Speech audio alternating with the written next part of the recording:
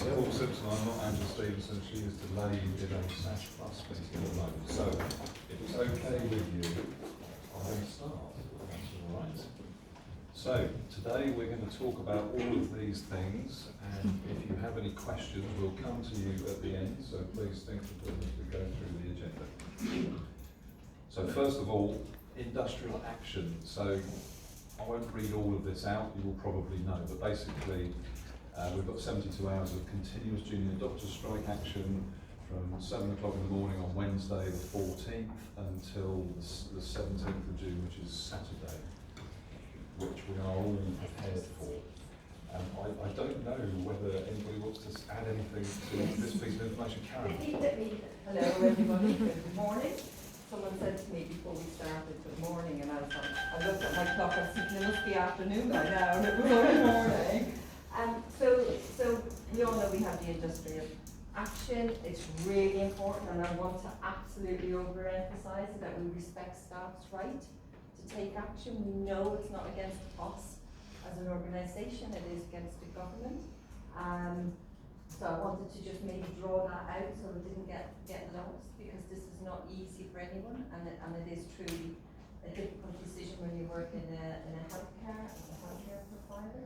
So explicitly we respect people's right to take action.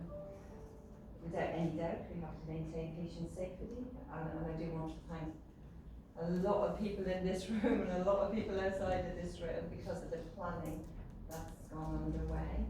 I think as we continue having industrial action, it gets harder and harder and harder, doesn't it? But I'm really pleased that our plan give us a decent level of confidence that our patients will be safe, and that is our absolute priority, isn't it, as we go through the next few days.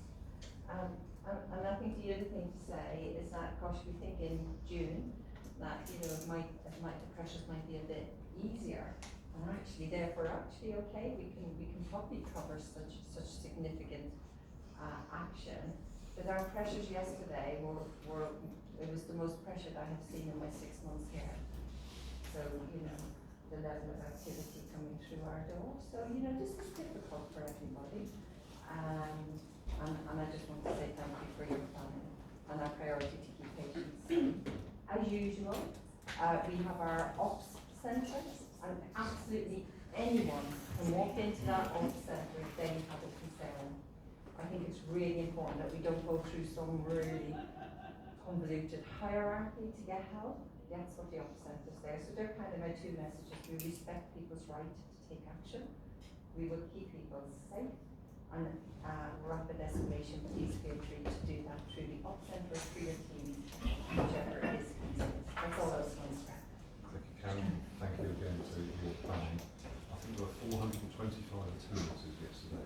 Yes, 425 attendances, 114 ambulances, by far the greatest attendance of ambulances across the southeast region, not just Sussex, the southeast region by a long shot. And that's the pressure we're under. We're seeing a bit easier today, because thank you to the teams yesterday and last night, because that was not an easy 24-hour period. So people were saying that it should be a bit quieter, as Karen was saying, but obviously people are reading the papers thinking, oh, it's an industrial action, let's go to the hospital. Okay, this is something just to feed back to you about you said and we did. So these are some things that came out of the staff survey. And Elizabeth, would you like to say something about these things? Yes, Paul. First of all, a big thank you to all our staff who participated in the staff survey last year. It comes around every September time.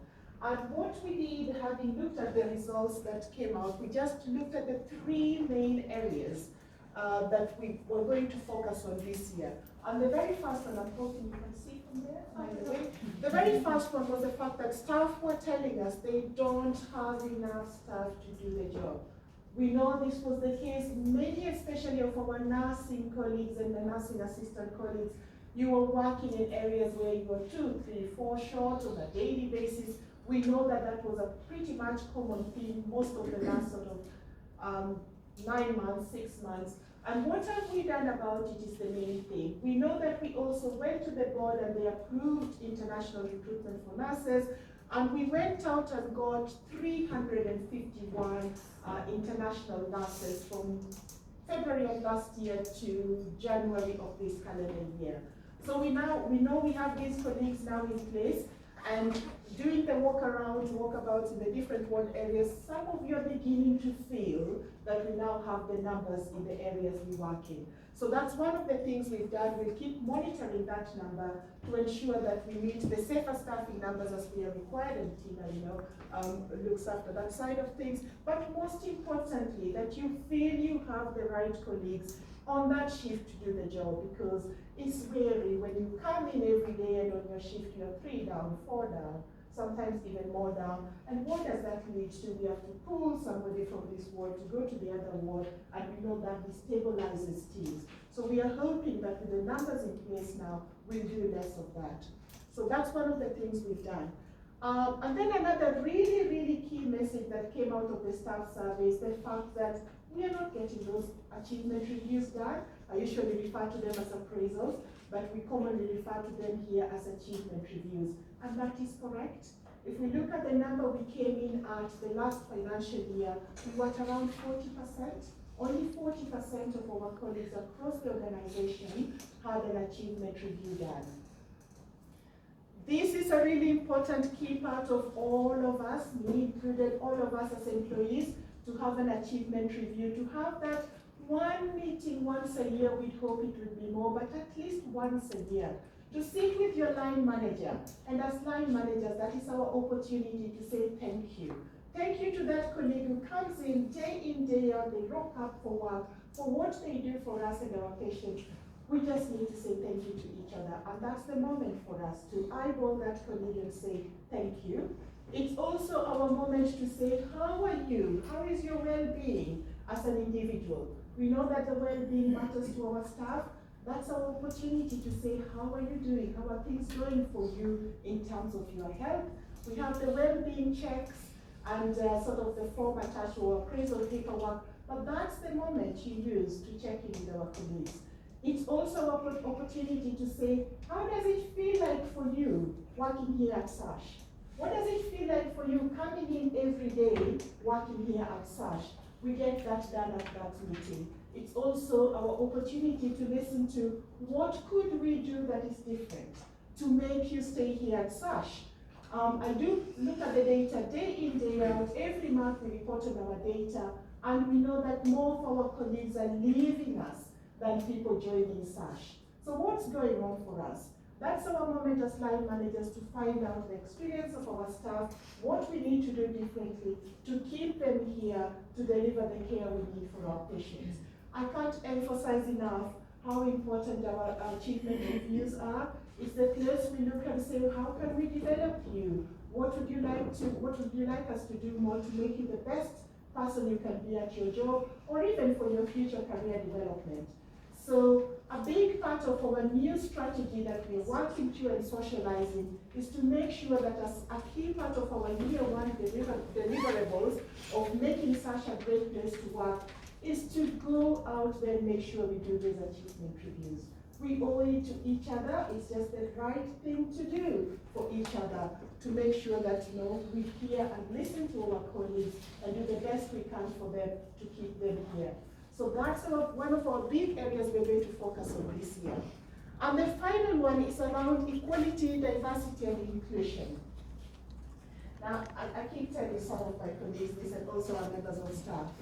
This is the one area we need to do more of. This is the one area we are silent about here at SASH. Really, really silent. Almost, it's conspicuous. I can never say the word. It's the loudest silence we have is on equality and diversity here at SASH. Guys, what do? We don't do enough. We are floundering networks. We used to have the Cultural and Inclusion Network. How many people attended? When did we last have a meeting? Our colleagues who have a disability, where do they go to just share their experiences with us? Our colleagues who are gay, how do we know what it feels like for them to work here at SASH? Yeah? We don't. We have no forum. Our colleagues, the Women's Network, we met once on International Women's Day, but there are so many issues that face us, I as a woman. Where do I go for that voice to be heard? We don't do enough on equality, diversity, and inclusion. And we are determined this year to deliver on this. We are dedicating the resources we have. Most of you know my colleague Donna. I have never come across somebody who does engagement better than Donna. So Donna is going to help us with those skills and knowledge to re-energize the staff networks we need here in the organization so that we can have a place for all of us to just go and share our experiences and for that voice to be heard, not only at executive director level, but at board level, because we are just not doing enough on equality, diversity, and inclusion. That's me. Any questions on what I said? Anything at all? Thank you. Thank you, Elizabeth. And you can save your questions up to the end. So, right, an update from our Chief of Nursing and Midwifery, Tina. Good morning. Good morning everybody. So I stood here a month ago. I think I was my third or fourth day in post here at SASH, and Angela asked me to share a bit about my reflections of the last 5 weeks that I've been here, and to think about and share one of my initial priorities. So I've thought long and hard about this really, and there's a few points I really want to make in terms of my reflections. I think my first thing is to say a huge thank you to everyone that's been so welcoming and so kind to me in terms of coming to the organisation. There's been lots of times where I've not known where I'm going, who I'm seeing. There's been some real friendly faces in this room and outside this room that have pointed me in the right direction or shown me to go. And I can't tell you how important that is as someone new to the organisation. I've had the opportunity to get out and about and meet lots of staff and lots of patients, and for me that's ongoing, it doesn't just end here. And I've had the opportunity to work clinically as well on some of our wards, and I've really, really enjoyed that. I don't know if our patients enjoyed that so much, but I certainly did. But what I took from that was real encouragement around our staff have got some brilliant ideas. They actually know the solutions to a lot of our problems. They're close to patients, they understand it. And I'm really keen to think about how we build upon that and set the conditions right that we can hear from them and actually put their ideas into action. But I will be truthful in that we've also got a lot to do, and so it is a very welcoming, kind organisation, but we have got some things that we do need to deliver on quite quickly to make care the best it can be for our patients. And so in terms of my priorities, what I believe that we should be focusing on is there's 3 things that I want us to, and I will take accountability for focusing on over the next year. So they will be around, particularly in relation to safety, so strengthening our learning culture. And by that I mean not just around how we're managing incidents, but how do we truly benchmark ourselves against national practice, using evidence-based practice in order to make sure that we're making the best care possible for our patients. How do we really learn from the experience of our patients that come into the building and our wider community? And how do we get assurance that if we do get things wrong, we do everything we can to not do that again? And I'm really, really keen that we really develop that culture. And that's a really brave culture to have. And we're definitely on the start of that journey with our implementation of PISA, but it's a lot broader than that, and I'm really keen that we make some traction on that. I really want us to focus on the foundations of care. Now for me, you can cut me in half, or please don't do that as Angela comes in the room. I'm a real traditional ward nurse, and I know and feel really passionate that good nursing care is the backbone of a hospital and how it runs and how it flows. And more broadly than that, the contribution of our AHP colleagues as well in that space is so, so important. So I want us to have a whole programme of work where we really do focus on those absolute foundations and get them right, not only for our patients, but for our staff delivering them. And that's not just about the nurses and the midwives and the AHPs, it's a whole hospital approach to how we're going to do things differently. And that's really, really important when we think about how we're going to deliver Let's Get You Home, when our nurses and AHPs have a crucial role in the professional standards that are going to drive that work. And that might mean that we're going to look at things a bit differently. We met with a therapist yesterday, We talked about how we might look at moving from a falls policy to more about safer mobility, for example. So starting to think about things in a more contemporary way, but with evidence-based practice driving what we do. And then linked to what Isabel was saying, our workforce is so important. And we've had some great work around internationally educated nurses joining our organisation, and we're really grateful for them. But I'm really keen that we retain those individuals, but also that we're using, again, evidence-based practice, and there's a theme that you'll hear coming through a lot here, to make sure that we are deploying our staff in the best way we can to meet our patients' needs. We've got some work to do around that, and we're going to get some support from the national team in to help us around nursing workforce specifically. But I'd like to then extend that, once we've got that right, to our AHP colleagues as well. So they're my 3 priorities. I've been working with Elaine and the other DCNs around how we're going to set up the governance structure to deliver all of this. And I think the commitment from me is making sure that for nurses, midwives and AHPs initially, that you are all part of that governance structure and you've got a seat around that table in the decisions that we make.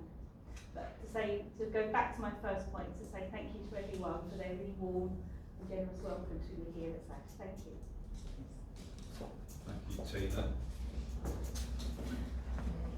Right, a bit of a roundup on a few things just to, excellent, the car park is on there. Anushka, would you like to talk about virtual awards? I would, although I must say that Ben Mears really wanted to talk about it. So he's going to come next month to TeamTalk and actually provide a little bit more detail around this. So just to introduce it, some of you will have heard about virtual awards already. These are a national initiative where we're looking at acute trust working in partnership with community providers to provide genuine alternatives to an acute inpatient bed with our community colleagues. So our consultants are working closely with our community nursing teams to provide the care that they would ordinarily be providing here in the community and people's homes. So we started in Surrey in December, and that was really good. And we've just recently started in Sussex, which is also really super exciting. So there's 2 ways that you can access a virtual ward. You can either access it as a step up or as a step down. So that might be someone that's already on a ward that actually we think we could probably discharge a bit early, or it might be someone that we're identifying either through ED or through our GP colleagues. So as I say, we're going to provide you a little bit more information next month, but that's a brief intervention, a brief introduction of a very exciting development. Thank you, Modular awards. So, the modular awards are late. Originally, the delays were because it took time to get the money, and it was over Christmas, but we're now quite a lot later than 2 formally missed deadlines that we had. The remaining issues, I am reasonably confident are going to get sorted out, and I anticipate that we will open them in the first week of September, both of them together. Part of the reason for these latter delays is some issues over things that needed to be changed in the wards, particularly fire doors. And then there's a problem of almost anything that you want to buy through construction at the moment. There is a delay in actually getting it from other suppliers and services. Andrew and I are talking with Porter Cabin, who are the company that are building this next week, I think it is, just to make sure that we do finish and meet those deadlines. For those of you who don't know about the modular wards, they are providing extra capacity for us. Between them, they will have 64 beds. Many of you will be aware of the restrictions that we have from the Magenta Zone. The fact that we closed Hawley Ward completely, and since we've come back from Concord Ward at Crawley, we haven't had that level of capacity, and this will replace that capacity for us. Anyway, the date is the 4th of September. Karen, I don't know if you want to say something. Yeah, if I may. Thank you, Paul. Now, I won't be long, and I do wonder maybe in the next TeamTalk you should feature a bit more about this, so some of you in the room think, oh gosh, we hear Karen talk about this quite a lot. So any bed is not the right bed. And we kind of focus ourselves on modular wards, and it is so exciting. But this means much more to us than any bed. So I'm working with the divisions, and indeed the divisions are leading on work about what does it mean for our patients and how do we care for our patients with the opportunity that we may have for a period of time that gives us the ability to do that. So what does that mean? This capacity allows us to do this. I'm really interested, as is surgery, about what does this mean for our elective patients? How can we be sure that we have the capacity for our elective patients? So this is going to be a complex piece of work. I want to, as a lot of you in the room have spoken to me about, we want to be confident that our patients with a fractured neck and femur, no matter what age they are able to rapidly access the right capacity for them. And I don't necessarily like the word bed, because any bed is not the right bed, it's most certainly not the right service. So what service will our patients get and what should they expect? I'm a bit excited, not in a good way, about the fact that our patients cannot have the right level of therapy at the acute phase of their recovery, because guess what we've done? We've got patients in that facility where normally we would rehabilitate our patients. So this allows us an opportunity to think differently about what is right for our patients and what care do they need. And then I'll move around to acute medicine, and then we'll talk about what do we need to do for our patients that require multi-partners to help them get to their optimal place of discharge, be it a care home, be it a home, be it a residential home. And what do we need to do to provide the health and care in those facilities, which is probably where these modular wards are. So when we talk about 64 beds, that just gives us the opportunity to think about how we reconfigure our entire hospital bed base, how we flow our patients to the most optimal place, and how do we de-escalate out of areas that none of us should be comfortable about. None of us should walk out of here and think it is okay to have people overnight for 2 days in recovery. It is okay, Chris is sitting in front of me, it is okay, it is not okay to have people that are ready to come out of ITU, staying in ITU longer, because it affects their psychology and their long-term recovery. So it's not okay. So I'm really excited about this, because this gives us quite a unique opportunity to take a step back and think, right, it's not about opening up a bed, it's about thinking differently about what's the wider opportunities for our patients. And I'd love to come back with the teams that are developing these plans and maybe have a bit more time on it. So thank you, Paul. Thank you. Car park.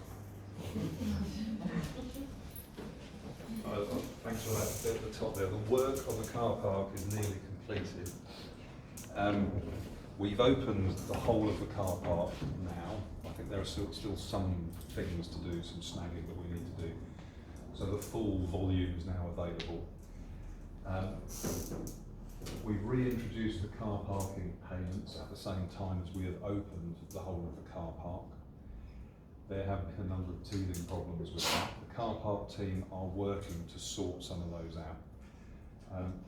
Please email if you're still having issues. We're getting quite a few of those. Some of you may have sent some of those emails. We also have a little bit of a workshop that we set up occasionally, so the car park team have occupied an office, have a computer, and you can come in and we will sort out the problem with you at that particular point. I have to say that's been really useful, because the number of people who put a 0 or put an O instead of a 0 in their car number plate and things like that, it's these kind of small details that the machinery just can't pick up. So we're sorting some of those things out. There are some teething problems also with the Glide app as well, but we will manage all of that through. There have been some queues that we've had recently as well, and that's mainly because we've got a lot of traffic going through one single point. So the access to both of the main staff car parks is through one point at the end of this road. That is a significant problem. The other thing I'd ask you to think about is the roundabout over there. So the cars that are coming from the Red Hill Aerodrome end have priority, which then cuts across the people here. So there is a particular problem with that. Now, next Monday, the 19th. Actually, it might be Friday. It's going to be Friday afternoon, actually, but don't tell anybody. We will open the new road. So around the back of the modular wards, there is a new access road, which will, for the first time for a very long time, allow people to drive around the back of the hospital and right round the hospital if you want to do something exciting like that. And that road will go to a new and super entrance to the big new car park that we've built. So there will be 2 entrances to the car park. So that's point number 1. 2 entrances means that should spread the load and the flow of the traffic. The other thing I'm hoping is that people that come down from Red Hill Aerodrome end on that road will actually turn off through the, I can't remember the name of it, but past the nurse's home, A2 Dominion, come round the back there. So if people do that, that should reduce the people that are coming in from that side on that roundabout. So that should deal with most of the issues that we have.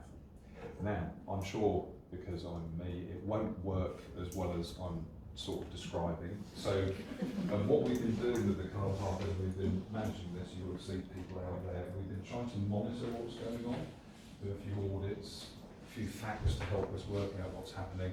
So when we open a new road, we will keep an eye on that and work out what we need to do. So somebody asked me when we're going to change the maps. So I just want to make sure that everything is working before we change the maps. We're also changing some of the parking that used to not be around Redwood Annex and so forth, because we want to create more back spaces and find spaces for our fleet and stuff like that. So we'll make some changes probably and see how it works, and then we'll put the signs in place once we've got it functioning. Another message to everybody here who drives in, there are more than enough car park spaces now, so you should be able to stagger when you come into work. So a lot of people actually shifted when they came in to be earlier to get the spaces. So hopefully people will work out that there will be enough spaces for everybody soon. So that's that. I would like you to make use of the greener options that are available to you rather than driving into work. So that's car sharing, public transport. So we met with Metro Bus last week, and we'll put out some comms about it when we confirm, but we understand that the government is going to extend what is currently a £2 for every trip payment. They're going to extend it, I think, to £2.50, but keep it going for a whole year. So there will be relatively cheap bus travel available. Metro Bus also they've got 30% more passengers on the buses now than they did in January, which means that people are returning to the buses. The number 100 is still not at the frequency it was before COVID, so it used to be 15 minutes, I think it's about 25 at the moment. That's going to move back to 20 minutes because they've now got enough drivers. And the other thing that they've done, we've been talking to them about how we connect with Crawley Hospital, because there's no direct bus from here to there. But actually one of the, I think it's the 425 or one of those 400 buses, they're the fast buses that go to Crawley. And so there's a third one of those that is happening frequently now as well. So that may mean that we don't need a special bus that takes people from here to Crawley Hospital, that's going directly to Crawley Hospital, but it allows people to get to Crawley very quickly. So we're going to put something out which is going to try and encourage you to use public transport as an alternative way to get here too. Metro Bus are also looking forward to us finishing the car park on the new road so that their buses are not held up here either. So I'm also meeting the council in the next 3 weeks to talk to them about the A23 junction, because there are still significant problems from the flow there. I don't know what work they're going to do. There was some work that they did get some funding for around the pedestrian access, which might put in a pedestrian crossing, which might make it safer for pedestrians, but will also slow the traffic as it comes through there as well. But I'm having that conversation with some of the councillors just to understand where they are. Anyway, that's today's car park news. And I don't know, Colin, you can talk about going to the pub. Can organise a piss up. So So this is fantastic. So the Reigate annual Pop in the Park party is coming up in 2 weeks' time, and they've given 800 tickets, complimentary tickets to SASH charity. And these are for staff and families. You can access the tickets on SASHnet. It's really good. I've been a couple. I think I went a couple of years ago. Last time it was on, I went. It was good. There's loads of people there you recognise. So Tom Kerry's some people there I don't recognise. And I'm really disappointed to find out that I thought there were some recent bands going. Example, I thought was a recent band. Example apparently was 13 years ago. Now making me feel older. And Banana Rama was, I don't know, 50 years ago? I know. I was going to make a joke about car parking, but I thought Banana Rama would be softer. Anyway, so free tickets are all available on SASHnet. Please do go, it should be a lot of fun. SASH charity is really important for us. If you're interested, it does lots of things for staff and patients and welfare. If you're interested, please talk to the charity team and we can start to build on what SASH charity does. Thank you. Well, thank you very much. I'm going to sit down. Angela's here. Thank you all very much indeed. Thank you. I've got to say, I've shared my objectives with the executive team, but I didn't share my personal objectives, and one of them is that I need to manage timekeeping better. On the way back, I'm sorry I was late, I was on the way back, and I had to take a lost patient to SAUs. I'm sure many of you do lots of times. I couldn't find the SAU toilet, and I suspect that will be one of the nicest parts of my day, because it's always nice to just, the patients were very complimentary about the care they were receiving. So thank you for that. I came in to find myself wanting to be a nurse again, because actually Tina was so very inspiring. Karen's going to fix it so that we, with all of you, so that we don't stop elective work and we don't use escalation areas and stop doing endoscopy and all the things that we've historically done, because we're holding so much risk. Those patients are just as important, and the rest of the field is just as important. And I feel excited at the prospect of the modular build and the car parks. Paul's not also telling you about in the modular build, one of the reasons for the delay is that we really know what we're looking for now in terms of the build. And we know what the quality we're looking for because we've had problems we've learned. And so Paul and his team are absolutely all over that it has to be absolutely perfect and we're not going to settle for anything less. And that's really important because that's learning we're taking forward from going before. So the team working really, really hard on that. As I walked in, once I'd taken the patient to SAU, I also met one of the ED consultants, and also my EA has cycled into work today. So I've just listened to that plea about being green, and I'm thinking that I do every time at this time of year, but it's funny, I think, what if I could cycle to work? Yeah. What if I could do that? And then I remember the hills. But I very well, when you hold me to account, ask me next time if I've tried it even once. My EA was cycling from Cape Town on the hill, up and down that hill. And I'm kind of looking at her thinking, crikey, how fit are you? I don't think I can manage that. But I might give it a go, we'll see. I know this at the beginning. The bit that I wanted to talk about was, listen, often at these talks we talk about what's going on outside. The trust there really today wants to talk about what's going on inside. Because I truly believe that we need to really focus back on fundamentals, and I think actually that will be really helpful to all of us to be really focused on safety, quality, patient experience, and we are starting to see some real gains. We've seen a reduction in falls, we've seen a reduction in emergency readmissions, we've seen no 60-minute handovers from the ambulance service, we've seen an improvement in our 2-week room performance for cancer patients, we've seen elective length of stay reduced to an average of 2 days, which is actually I think the lowest I've ever seen it. And we've seen more patients going through endoscopy. So we're getting there, we're taking steps, and that's really important. And these are the things that are going to make us all feel better than coming to work, and feel happier. So there's a kind of virtuous circle here that I want us to get into. But we're green shoots, things are improving, we need to keep going in that. With the work that's been described by the team today, as long as you're not too hungover from the, what was that you called it, the big one with a P, I think? Having a car. You know what I mean, things that you can organise. Really, we keep going in those things and we won't go far wrong. If we're focused on the patients, if we're focused on quality and safety, then that'll be the right thing. We're going to talk, I'm sure Elizabeth talked a bit about networks.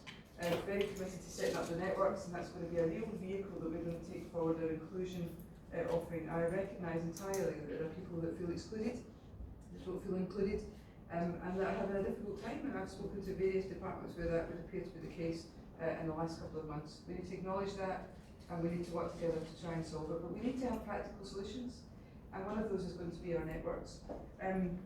Really interestingly, my reverse mentor and I had a really interesting conversation last time we met, which was this. It was about the notion about, and I'm sharing this with no agenda, it just really stuck in my mind, and Elizabeth and I also had a conversation about it. It was about, if a white patient says they don't want a black nurse to look after them, how did that feel? And I said, I was trying to imagine what that would feel like if someone said that to me. And I think I ended up thinking, well, I'd just say, well, that's your loss. And here you go, let me get you a black nurse. And then I thought about it, what if someone said didn't want me to look after them because of their lesbian? And then I felt hurt and I felt upset and I felt discriminated against. And so there's something about being part of a minority group and how that frames your thinking. And because I really, as a white person in a majority group, I didn't care. Oh, in all honesty, I thought, okay, well, let's get someone that you're comfortable with looking after you. But as a lesbian, I felt all those things that our colleagues often feel. And so we're aware of that. I'm acknowledging that that often feels difficult, and we're going to try and create a vehicle in the networks where everyone's got a voice and everyone has a group where they feel they belong and they can share some of their experiences. All right? It's not going to be a magic solution. It's not going to be a quick fix, but we're going to work at it, and we're going to set up the inclusion board, and I'm sure Elizabeth touched on that, and we will touch more on that when we've got that going. I've been asked a lot, are we doing anything about Pride? And we'll have a LGBT network. We're also going to set up a trans network, and that feels important. One of the things that feels really important to me is that we have an inclusion board that looks at the needs of all of our protected characteristic groups and makes sure that one's needs aren't necessarily harming another. And that feels really important because the discussion around LGBT rights, trans rights, women's rights feels quite toxic, and I feel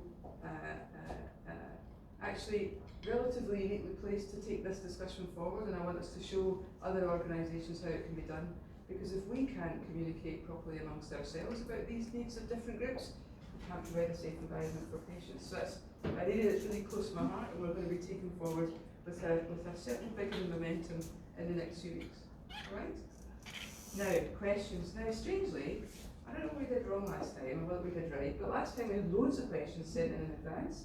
And this time, not one, none. And so I'm not quite sure why that is. I'm worried that it's a bad reason, but I'm hoping that there's going to be questions in the room. Right, who's got any questions? Hello? Hello, I've got a question. Mine's for Paul actually. I'm Kitty from Children Orthopaedics. It was just around theatres. I'm sure I've asked you before.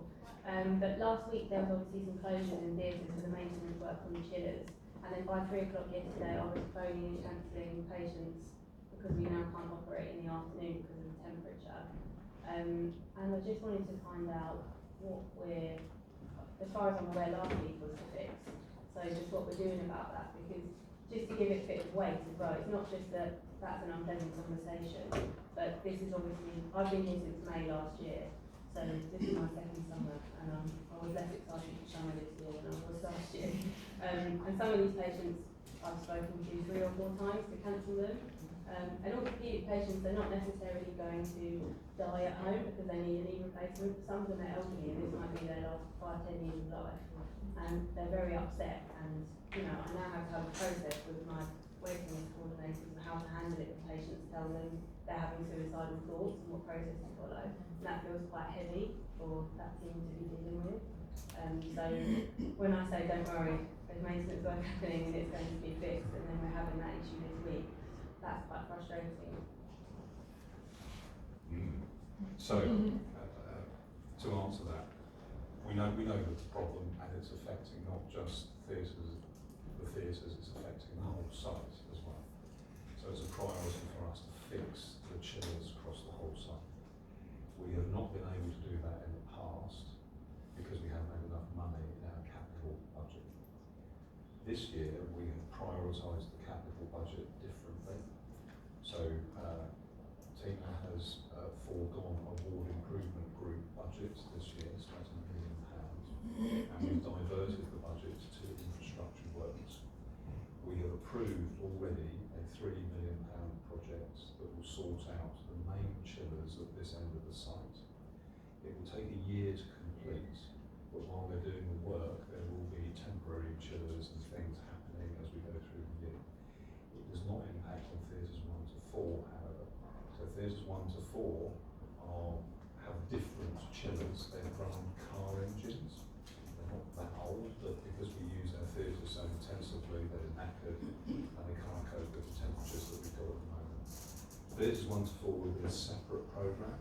That's going to cost about £2.5 million, and we're working out the business case to do that.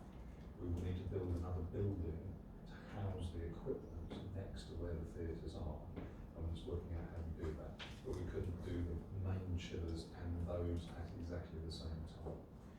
So that provides hope, and as we go through the year, it should get better, so that we avoid all of the things that you talk about, because it isn't right. So that's what we're trying to do.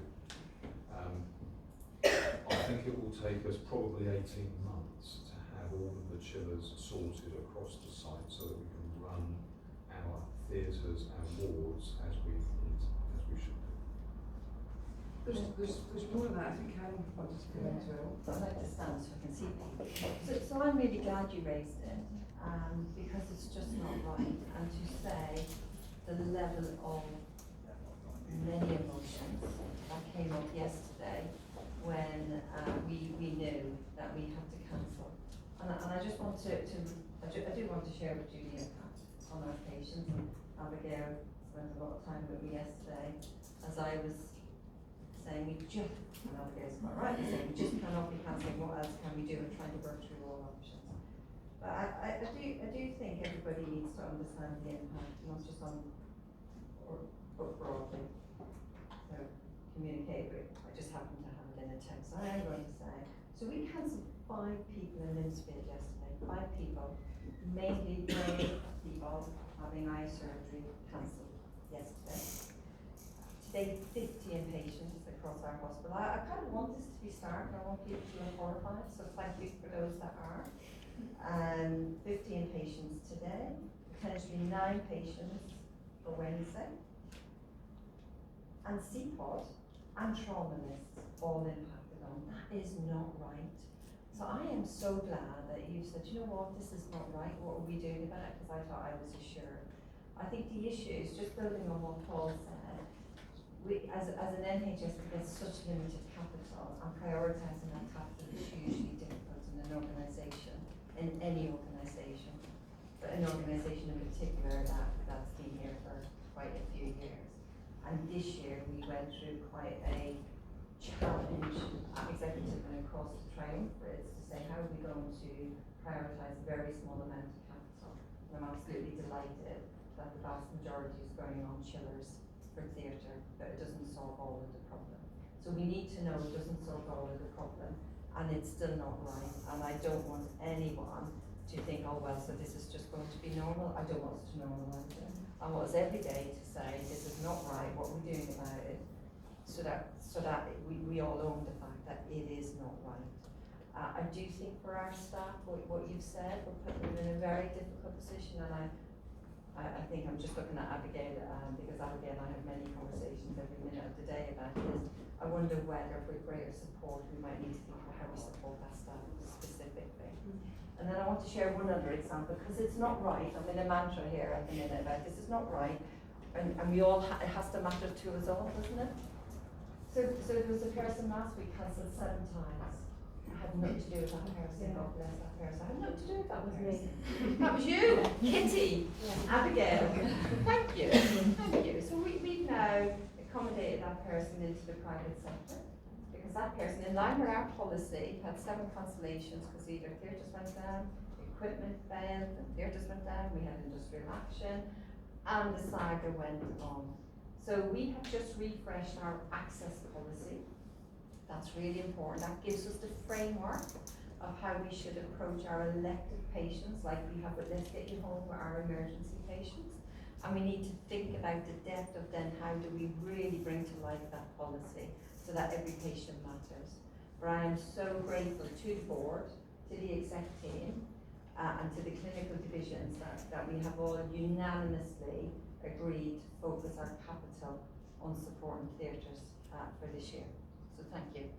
Here's the other thing, so as Paul said, this isn't just Paul's issue, not at all. In fact, it's for all of us, and it's been really difficult, as you can tell, because we've got lots of bits of equipment across the trust that I just aren't designed to cope with these kind of temperatures, for example, and so they fail much more readily.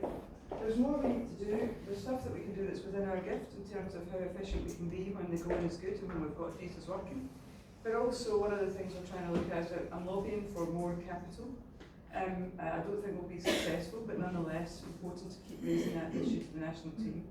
But equally, we need to look at other areas where we might be able to do some work. So we're starting to have, and we've been having conversations with Queen Victoria Hospital, with the McKindo unit, areas where we might be able to have some kind of arrangement where we can use the data capacity, either through some of this work getting done so there's not so much disruption, or we can start to do that in a planned way now so that we can perhaps take our whole teams and do some work in those areas so that we can try and avoid some of those cancellations. Sorry you've been put in that position, sounds like you're doing a great job though. Keep raising it. And remember, you know, we're executives and think we're great, but actually you're talking to patients, and whilst we've got clinical staff there that are talking to patients, having those phone conversations is really, really difficult. I've done it, I know what that feels like, and you keep shouting about it, okay? But we're doing our best. The estates and facilities team are doing a great job. Even when we get this work, even when we get the money, when we prioritise it and we start to do the build work, there'll be problems. Because there's problems sourcing equipment, there's problems sourcing staff. It's different to how it was pre-COVID. And we're going to work through that. It will take time. We need to come up with some other solutions as well, which is what we're also trying to do. But thank you. You were going to ask something else? I have a question about the same. I'll come back to you. Oh, sorry. Don't be sorry. No, sorry. It was just to say, if we know that it's going to be an ongoing problem every time it's hot in the summer, then maybe as well we can look at reducing our activity through those periods to reduce our. For sure. So we need to make reductions in a planned way. Difficulties being that we've not known. Now we can make a blanket ruling, but sometimes it's working. So Paul's all over it. The bit that he can provide that the rest of us can't is the detail in that, but you know, he knows it off the top of his head, we're on it. But you're right, we need to perhaps make more planned decisions as and when we can. We'll seek to do that. Thank you, Kit. And it's around the same theme with the heat in radiology, especially at Crawley site where we don't have air conditioning, we can't get separate air conditioning units, and the temperature in the room is between 27 and 30 degrees.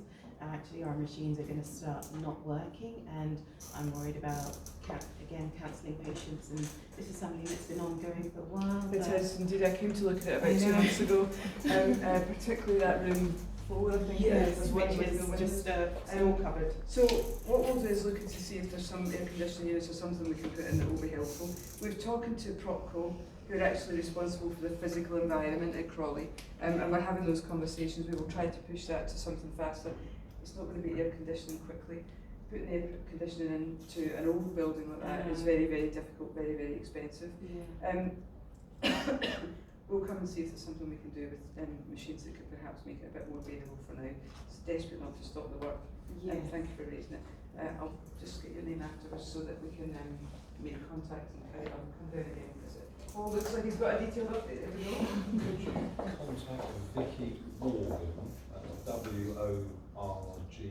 She's the secretary for the estates team. WORGAN. Yeah. And ask her if there are any portable air conditioning units that could go to Crawley. Fabulous, thank you. When you do that, will you copy me in? Yes, absolutely. Rachel Jarrett? Okay, Rachel Jarrett. Thank you. I have one more question just about the inclusion and diversity within just in the hospital, and I'm really pleased to hear that we're going to have some more networks, because I think that now that this has become an issue, more and more people are talking about it, but it's really difficult to talk about it and people to acknowledge that it's actually happening, and making sure that we're not just sweeping it under the carpet. So I think that I'm really happy to hear about that, because well, Rachel Jarrett, we're going to need chairs when we see it. I've got hands waving, and look, Rachel's all up for that. Nicky Irwin. Yeah, can I just chime in slightly? Please do. I keep it on. Just it's a question really for the directors and the senior people. Just how wedded are you and motivated are you to actually make change here in terms of inclusion? inclusion generally means I'm going to lose something. If I include something, the cake that I own will be diluted and I'll have less to eat. So how worried are you, not you personally, but the team, to actually bring about real inclusion? Not just saying it because it sounds good like. So here's the thing, I like the team answer in thinking, but that starts with me, doesn't it? Elizabeth and I had a challenging conversation this morning. I truly believe that's for all of us. I believe we need to lead, but I believe it's for all of us. I don't believe in blame. I believe that people that are displaying poor behaviours need educating and need to have familiarity. I'll never forget the conversation that we had where we discovered that we both grew up in birds, trifles, tin foot and Carnation milk. And the reason for that, the reason I mention that is that you take a white person from Glasgow and a black person invites them down for dinner, they're worried about what they're going to eat. Right? Just believe me. We're worried about what we're going to eat. What are you going to serve me? What's it going to smell like? What's it going to taste like? Is it going to be something I'm familiar with? When we have those, when we create that familiarity, we start to understand each other better and we start to realise we're not that different. And that feels really, really important. We need to create environments where people get to know each other. If people are getting it wrong, I want us to naturally assume that's not coming from a terrible place. That's coming from an uneducated place and from a lack of familiarity. And lack of familiarity creates fear. So I don't want us blaming people. I don't want us telling people that they're getting it wrong without necessarily giving them the answer. And that's the difficult bit. I've been talking with teams recently in different departments, and it's difficult because of what people telling me there's a problem, but they're telling me that it's too big to do anything about. Well, that can't be the case, can it? I mean, that just can't be the case. We're going to have to pick these things off one at a time. I want to empower people that if someone says something that is upsetting to you, that you're able to challenge it. But when I say challenge it, I don't mean say that in a horrible way. What's going on here? Why have you said that? What are you frightened of? Like you said, what have you got to lose? It was really interesting to me, and you really enlightened when we talked about how would it feel to me as a white person. It's not comparable. I'm in the majority. I'm in the majority in a country where actually there is undoubtedly institutional racism. In fact, how could you have been brought up in the UK and not have an element of discrimination about you? Because that's how we're taught. I grew up in a city where it's very, very sectarian. I know all about that. I know what it's like to be brought up to hate another group. And that was overt. This is much more subversive, I'd suggest. So there's something about us empowering people, making it safe for people to directly challenge, to take some of the emotion out of that and to challenge in a really constructive way. But we need to create an environment for that to happen. That environment for me, or the best I can think of, I'm open to new ideas, but the environment I can think of is one where we create networks. Really important to me also, and I'm thinking about the debate that's currently going on at the moment with trans ideology and women's rights. How do we navigate a course through that? How do we work our way through that? No one's doing that well, and that's causing harm to patients. We don't get these things right, it causes harm to patients. So talk at the moment of male patients being able to be put in a female bay. And indeed the guidance at the moment suggests that. New guidance just come out from NHS Confederation. We need to be able to find a way where we're able to meet the needs of everyone. And I need to create a structure in the organisation where we can have those debates, and we'll do that through quality impact assessments, but we need to be having safe spaces to have the conversations. Keen that we lead the way in that because no one is getting it right. And we can do this. We will create an inclusion board that will be chaired by the non-executive director who's an inclusion lead. Her name is Jane Phoenix. And we'll bring together all the chairs of all the networks that will report to the inclusion board so we can discuss anyone's needs. I can be as gay as I want. Gay is gay. And it doesn't harm any of you. It doesn't harm any of you. You might not like it, you might have a moral issue with it, it might not be how you were brought up, but it doesn't harm you.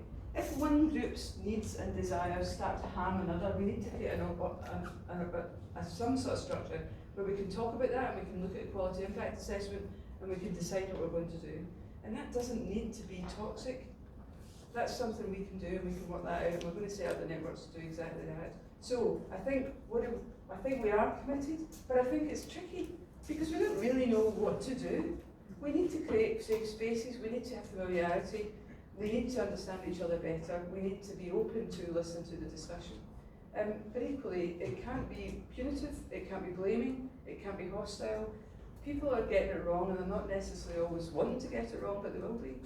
And that's in all groups. And in actual fact, if you look at the data for LGB staff, actually their experience as a member of staff is worse than those in the res data. Really, really interesting. But of course, the government doesn't make us count that, so it's not reported. I'm starting to do it anyway. So we need to create spaces where we can talk to each other and find out of each other and understand. And we need to do that in a constructive way so we don't go to war on some of these key issues. I need commitment from the organisation, so I'm having this a lot where people are telling us there's a problem, but they need to want to be part of the solution. Yeah? And so I'm looking at Rachel Jarrett, I'm looking at Ricky Owen, I'm looking at people that have got hand up in this space, and I'm thinking, right, well, we need people that are going to be network leads. John Morgan here, Europe Membership leads. I'm looking to meet him soon. We really need people to lead in those spaces and to be network chairs and to be committed to that and to be taking part in an inclusion board, because we can't do it without you. Alright? Does that make sense? Does anyone else want to say anything about that? Elizabeth, anything? We fought this morning, we battled. No, we did not fight. We shared views and we differed in our views, and that's all right. So, yeah, you're right. We need to do a lot. You are not in the room when I say it's equality, diversity, and inclusion is the one area we are most silent in as an organization here at SASH. That's the one thing we need to do more of.